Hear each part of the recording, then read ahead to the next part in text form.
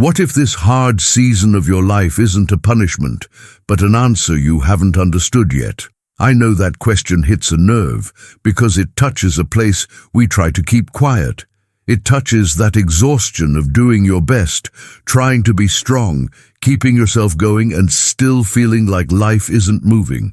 You wake up, handle your responsibilities, try to keep your head up, try to get organized, try to improve, try to figure it out. But inside, it feels like something is stuck. And the worst part is, sometimes you can't even explain it. You just feel it. Maybe you're in a season where everything feels painfully slow. You look around and think, I'm trying so hard, so why is nothing changing? You start wondering if you made the wrong choice, missed your moment, or if God somehow forgot about you. And then comes that inner confusion that isn't just sadness or just anxiety.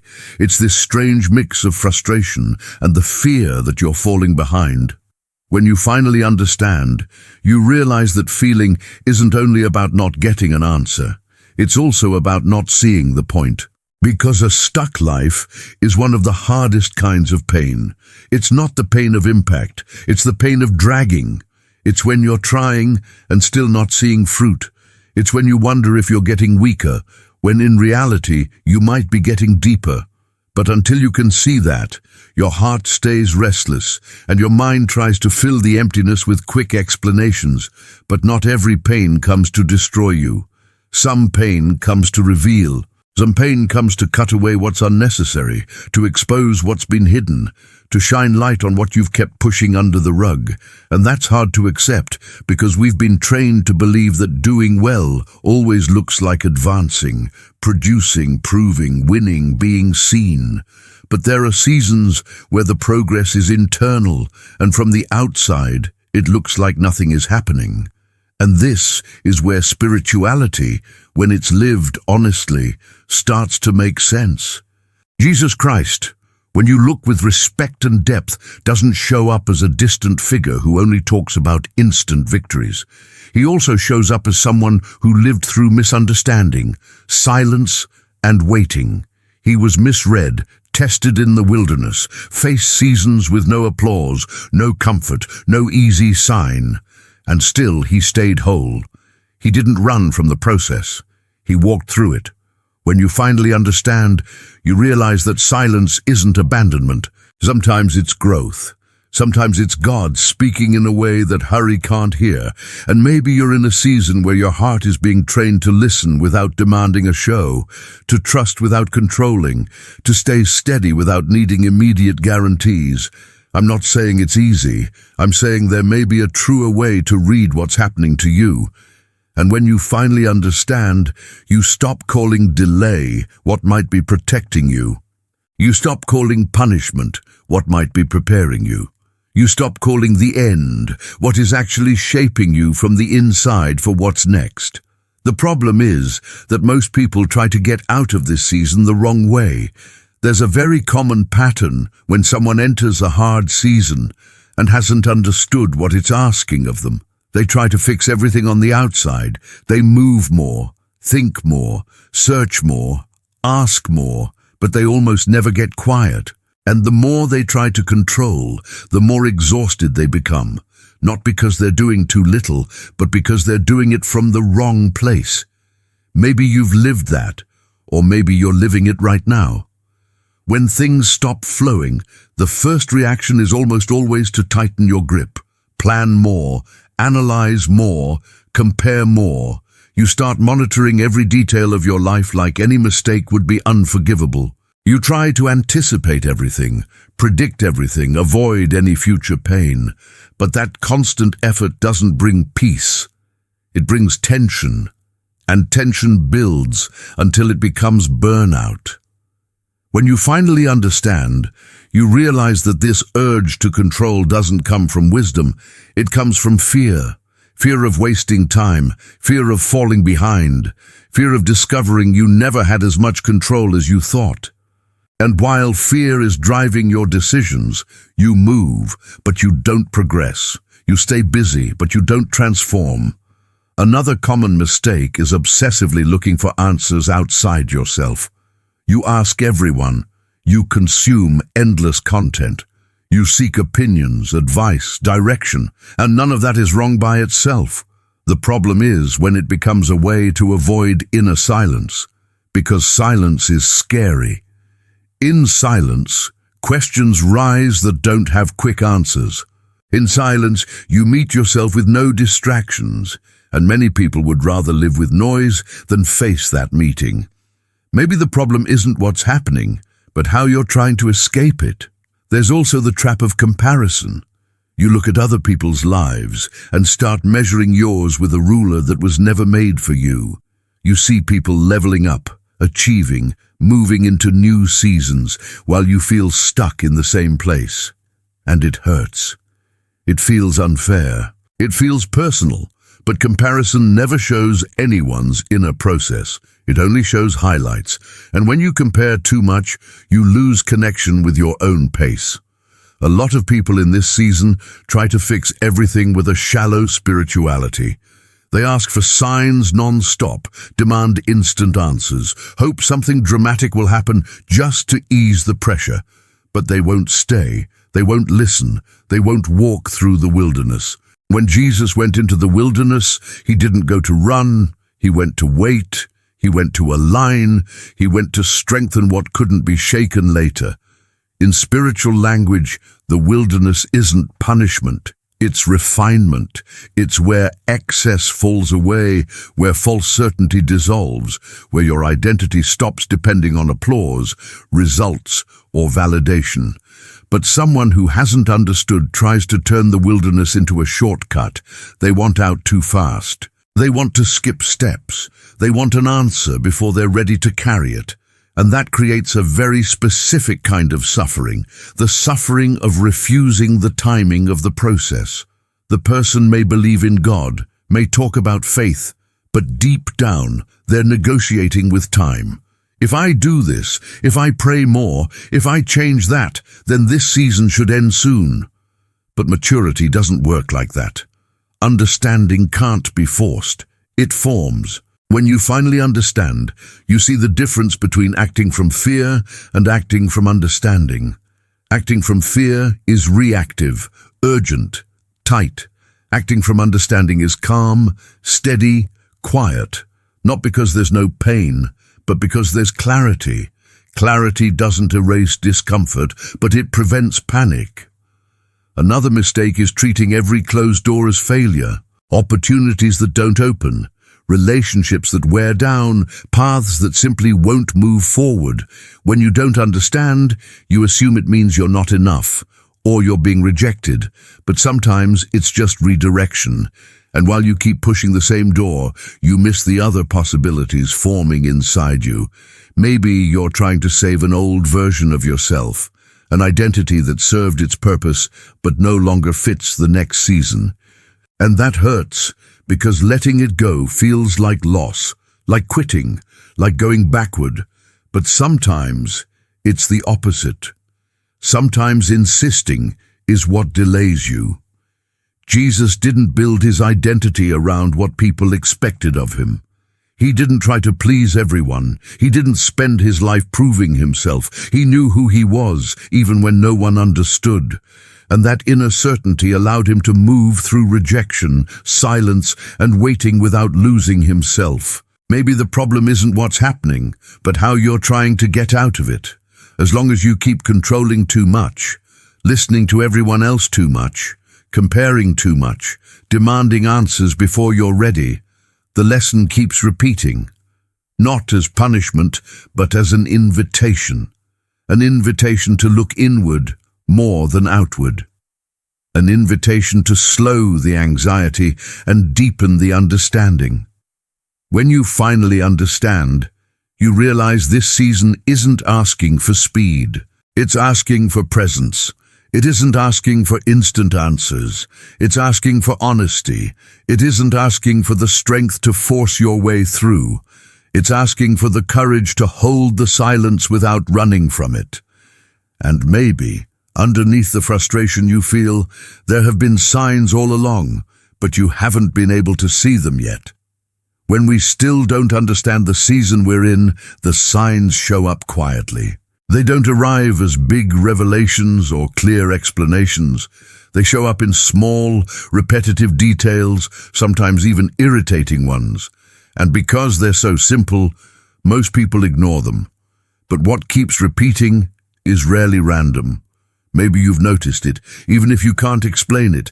The same frustrations returning, plans that start strong and then stall, conversations that get harder, people drifting away without a clear reason, situations repeating with different faces, but the same feeling in your chest. When you finally understand, you realize life has been talking to you the whole time, just not in the way you expected. We assume signs need to be dramatic to be real, something extraordinary, an instant answer, something that leaves no doubt. But most transformation begins almost invisibly, an irritation that won't go away, a specific kind of fatigue, a restlessness that rises whenever you try to stay on the same path. Signs don't usually shout, they whisper, and only the person who slows down can hear them. Sometimes people who once felt essential start leaving your life. That hurts, because we interpret it as rejection or abandonment, but it isn't always that. Sometimes it's life rearranging the space around you so you can grow without constant support, without emotional crutches, without distractions that keep you from hearing yourself. When you finally understand, you realize some absences didn't come to wound you. They came to mature you. Stalled paths are also signs, doors that look promising but never truly open, projects that demand a disproportionate effort and still don't flow, relationships that drain more than they build. Someone who doesn't understand will push harder and exhaust themselves. Someone who is beginning to understand starts to observe, not passively, but wisely, because not every resistance is meant to be conquered. Some are meant to be respected. There's one sign almost everyone struggles to accept: silence. God's silence. The silence of unanswered prayers. The silence after you asked sincerely. That silence gets interpreted as abandonment, but spiritually it can mean the exact opposite. It can be an invitation into maturity. Jesus spoke in parables for a reason. Not everyone was ready to grasp everything all at once. The message was there, but the understanding depended on the posture of the listener. Some heard only a story. Others received transformation. Silence works in a similar way. It doesn't deny presence. It tests depth. When you finally understand, you realize the shift in meaning comes before the external change. We want life to change first so we can understand later, but it usually works in reverse. First, your awareness adjusts. First, your perspective widens. First, your heart strengthens. Then your reality starts to reorganize, not magically, but as a consequence. Maybe you've ignored signs because they challenged your plans, because they asked you to let go, because they required you to release something you weren't ready to release. Sometimes the frustration isn't because you're on the wrong path. It's because you're walking the right path the wrong way. And until the way you walk changes, the terrain stays difficult. Small, repeating discomforts are quiet teachers. That feeling that something is off, even when things look fine on the outside, that restlessness that returns when you try to tell yourself it's just a phase without actually looking inward, that emotional fatigue that doesn't improve with physical rest. Those are signs, not to rush you, but to align you. There's also the sign of losing interest in things that used to drive you. That can feel scary, like emptiness or a lack of purpose. But often it's simply transition. You're no longer motivated by what no longer matches who you're becoming. The problem is, while the new hasn't fully revealed itself, the space feels strange, and many people try to fill that space with anything just to avoid feeling it. When you finally understand, you realize that emptiness can be fertile. In that light, God's silence isn't the absence of care, it's a language. It's like a parent watching a child learn to walk, not grabbing their hand at every stumble, not out of indifference, but out of confidence in their growth. Jesus often withdrew into silence, not to escape, but to align, not to search for external answers, but to strengthen inner listening. Maybe you've missed signs because you were too busy trying to prove something, that you're capable, that you can handle it, that you haven't failed. But life isn't a courtroom that needs convincing. It responds to inner truth, not performance. And while you're performing, understanding gets delayed. When you finally understand, you begin to see patterns, not to shame yourself, but to free yourself. You notice where you always react the same way, where you always get lost, where you always insist. And that awareness isn't there to accuse you. It's there to make you responsible, because once you see it, you can't pretend you didn't. And here's where it gets uncomfortable, because understanding changes your responsibility. There's a moment that makes no noise, no announcement, no obvious confirmation. On the outside, life looks the same challenges, the same uncertainty, the same limitations. But on the inside, something shifts. And anyone who's lived it knows, after that point, nothing is exactly the same. That moment isn't hype, it isn't instant relief. It's more like a quiet acceptance, not giving up, but stopping the war with what is. When you finally understand, you don't have to spend your energy denying the season, arguing with reality, or asking non-stop, why me? The question changes. It becomes more honest, more mature, more deep. Your anxiety for control starts to loosen, not because you become passive, but because you realize not everything has to be decided right now. Not everything depends on your strength. Not everything requires an immediate answer. There's wisdom in waiting when your heart is aligned, not when it's desperate. That difference changes everything.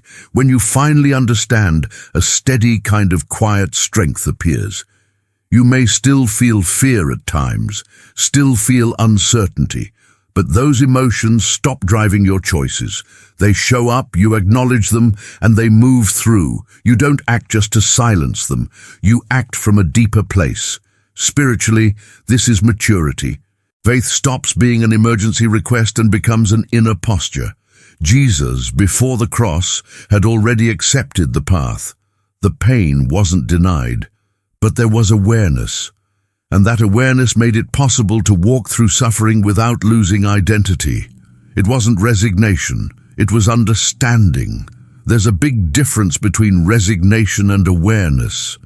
Resignation is silent defeat. Awareness is active presence. Resignation closes you off. Understanding opens you up, even when it hurts. Understanding doesn't run, but it also doesn't violate itself by trying to control what can't be controlled. That inner turning point is often accompanied by a cleaner silence, not the heavy silence of before, full of pressure and fear, but a quieter, clearer stillness. You start accepting that you don't have to fill everything with explanations.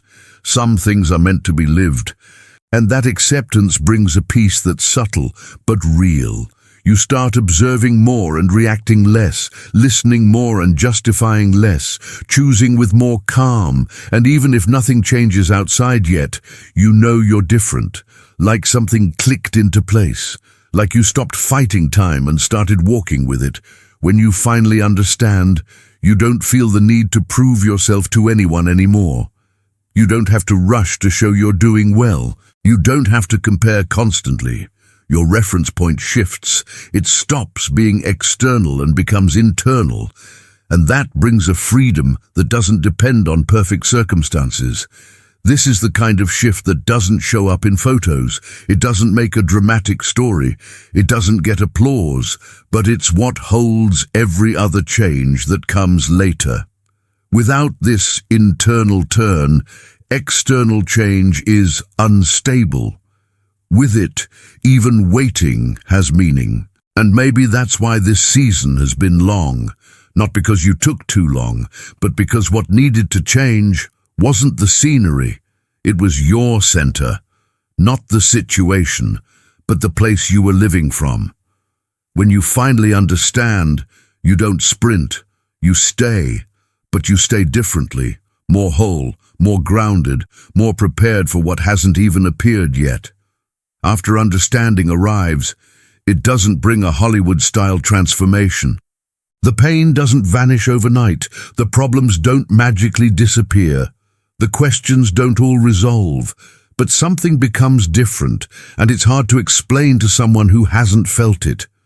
It's a strange kind of relief, because it doesn't come from the solution, it comes from clarity. The pain is still there, but it weighs less. Not because it got smaller, but because now it means something. Before, the suffering felt useless, unfair, pointless.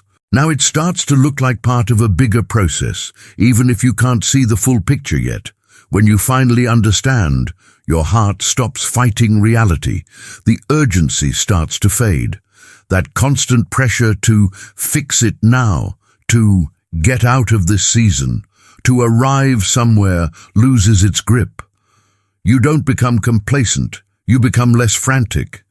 You realize running doesn't speed up maturity. If anything, it delays it. And that realization creates a kind of rest that doesn't depend on everything going well. Faith shifts too. It stops being desperation. It stops being bargaining. It stops being a negotiation with God. It becomes trust, not naive trust, but quiet trust built in uncertainty. You don't trust because everything is clear. You trust because something in you has become steady. When you finally understand, you stop demanding constant proof. You stop requiring signs for every step. You stop questioning every move like you'll collapse if you're not 100% sure. Not because doubt disappears, but because you learn to walk without needing every answer. That's spiritual maturity. This relief isn't excitement, it's stillness. It's like your mind slows down and your heart finds a truer rhythm. You keep living, facing, feeling, but without the extra weight of inner resistance. The fight stops being against life and becomes only against what can actually be changed. But here's what almost nobody talks about: after you understand. After you understand, change doesn't arrive as a spectacle. It shows up in small choices, quiet, everyday decisions, in what you tolerate, what you refuse, what you stop negotiating with yourself about. Transformation starts in your daily life, not in big events. You start making firmer decisions, not because you know everything, but because you're no longer being driven by desperation. Before, many choices were made just to ease the anxiety of the moment. Now they come from a steadier place. You learn to say no without drowning in guilt. You learn to wait without calling yourself a failure. You learn to leave draining situations without feeling the need to explain yourself to everyone. The need for approval fades. It may not disappear completely, but it loses control over you. You don't need to prove who you are all the time. You don't need to justify every step. And that creates quiet freedom because you stop living as a reaction to other people's opinions. When you finally understand, you realize pleasing everyone always had a price, and the price was losing yourself. Peace becomes less dependent on outcomes.